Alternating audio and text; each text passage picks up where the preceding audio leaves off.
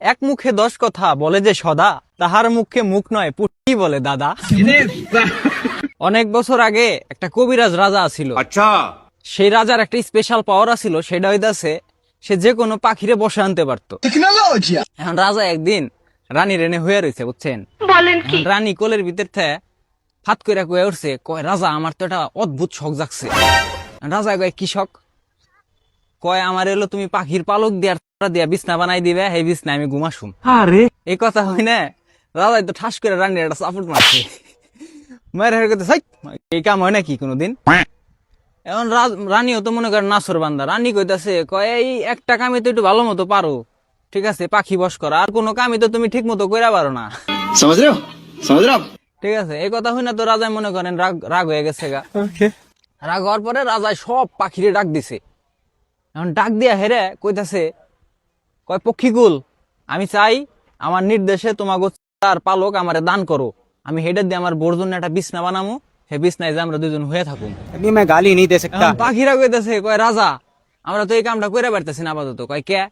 কয় আমাকে পক্ষীরাজ গেছে হলো একটা সুমারিতে, সে যখন আসবো তারপরে আমরা আপনার সাথে আবার দেখা করবো। ये क्या पक रहे हो मादर কয় তোমাকে পক্ষীরাজ তাড়াতাড়ি তলব লাগাও। দিছে তলব, বুঝছেন, পক্ষীরাজ আর নগদ আহে না।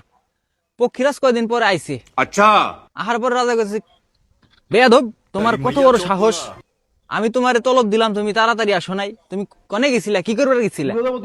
কয় মহারাজা আমি তো গেছিলাম একটা সুমারিতে, বুঝছেন, দেশে ছেলে বেশি না মেয়ে বেশি এটা দেখার জন্য। কয় কে দেশে তো পোলাই বেশি, আমি 1 বছর আগে সুমারি করছি। কয় না রাজা মশাই, দেশে মেয়ে বেশি। কয় কিভাবে মেয়ে বেশি? কয় নারীর প্রলোভনে পড়ে যে পুরুষ তুলিতে চায় পক্ষীর ছাল, সেই শালার বেটা শালা কিসের পুরুষ, ও তো মেগি চালের বাল। এই কথা হই না তো মনে করেন রাজায় রেগে গেছে। রাজা তো বুঝছে যে রাজারে মিন করে এটা কইলো। রাজা তো মনে করেন ঠাস করে একটা কানের নিচে দিছে থাপুর। থাপুর দিয়া কয় যা, তোর আমি ছাইরা দিলাম, হ্যাঁ তোর আর কোনদিন ডাকুম না, তুই আমার যে অপমান করছাস তোরে তোর ডাকার কোনো প্রশ্নে উঠে না। যাই হোক পক্ষীরাজ চলে গেছে, রাজাও বাসায় চলে গেছে। রাজায় বাসায় যে রানীর কাছে কইতাছে, কয় রানী আমি তো পালক জোগাড় করে পারি নাই, তোমার বিছনাটাও আমি করে দিয়া পারলাম না। রানী তো মনে করেন ব্যাগ বুক গুছায় লাইছে, বাপের বাড়ি যাইব গা। হ্যাঁ রাজা তো বিপদে পড়ে গেছে, কয় এখন আমি কি করি? আবার মনে করেন সেই পক্ষীকুলের কাছে গেছে, যাই হেরা তলব দিছে। তলব দেওয়ার পরে পক্ষীকুল কইতাছে, কয় আমাকে পক্ষীরাজ আবার আর একটা সুমারিতে গেছে। एक बार धोखा खा चुका हूँ, কয় কবে আসবো? আসবো কিছুদিন পরে। दोबारा नहीं खाऊंगा। এখন কিছুদিন পরে সেই পক্ষীরাজ আবার আইছে।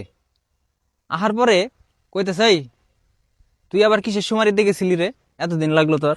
পক্ষীরাজ কইতেছে, কয় মহারাজ ভুল ত্রুটি মার্জনীয়, আমি জানি আপনার স্ত্রী আপনার কাছে অতি প্রিয়। ফের গিয়েছিলাম এক সুমারিতে, দেশে মুখ বেশি না পক্ষী বেশি উহাই দেখিতে।